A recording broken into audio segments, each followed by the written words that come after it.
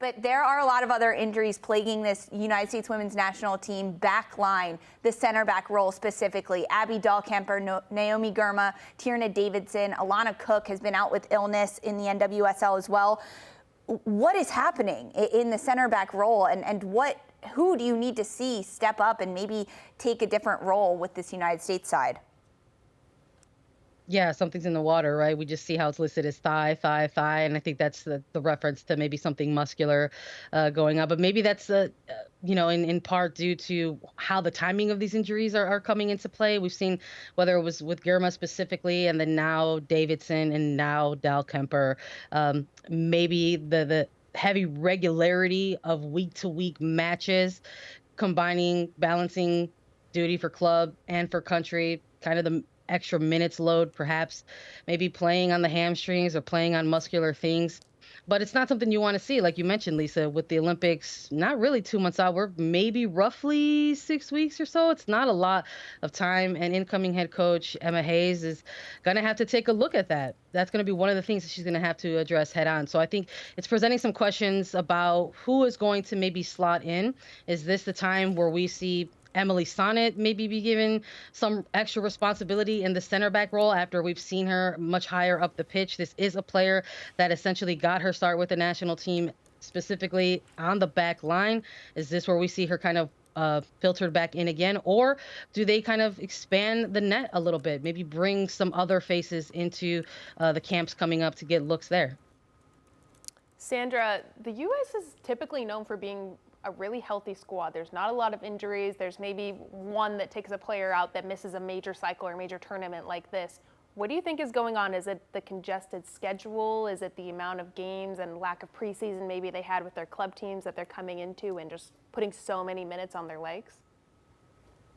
Yeah, I don't think it's unfair to kind of take note of that. I think it may be a combination of all those things. We've heard plenty of head coaches already at this point kind of go on record and make reference to that Gold Cup tournament that took place ahead of the regular season.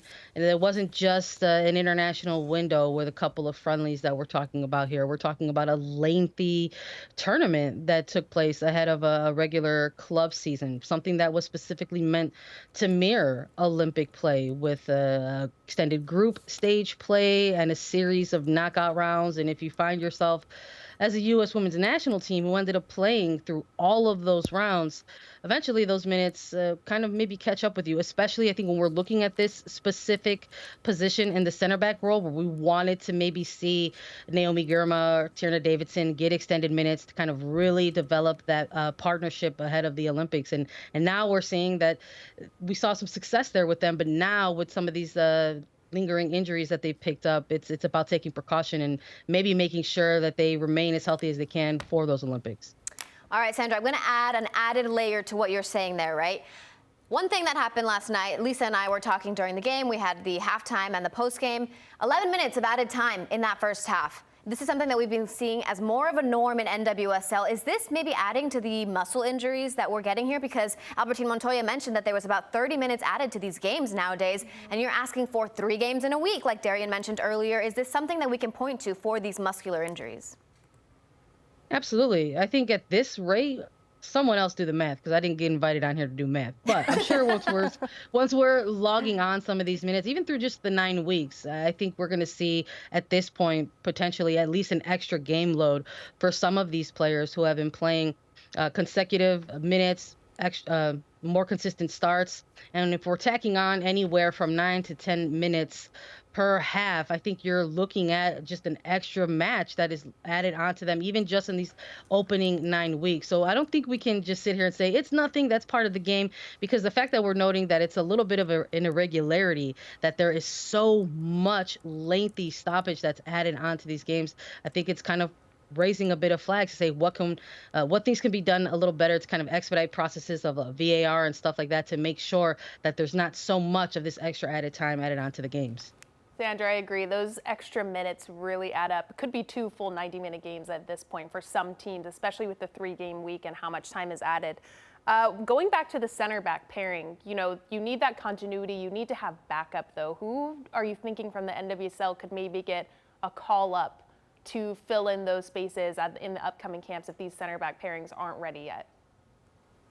Yeah, this is the fun part of the job, right? Where we can kind of maybe combine the two things that we cover, whether it's national team or NWSL, and say, here's who's been impressing us along the way.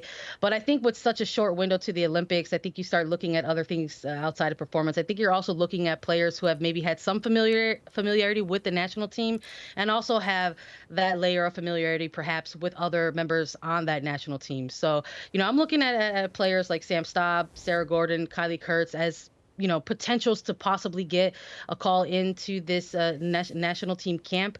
Sam Staub is someone who has been on that extended player pool list of players for U.S. soccer. Will she finally get that call in? She's just behind Kurtz for shot blocks this season with 10, and she's got a killer left foot, really good long throwing, and excellent distribution. These are some things that we've alluded to with whenever we talk about a Naomi Girma. So I like maybe her to get a look. Of course, Sarah Gordon as well is someone that I'm looking at. She's got 8 shot blocks this year, and she's also been part of that U.S. Women's National Team extended player pool.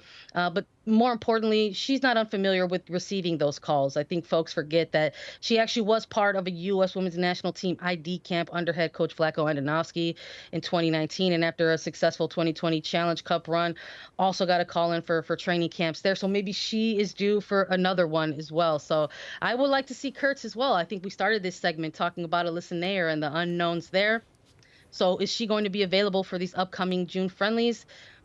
We'll see. We also know that Casey Murphy, her goalkeeper partner in North Carolina, has permanently kind of been that de facto backup goalkeeper. Maybe we'll see Casey Murphy get more minutes, and maybe because of that, we'll see her center back partner in Kaylee Kurtz get a call in.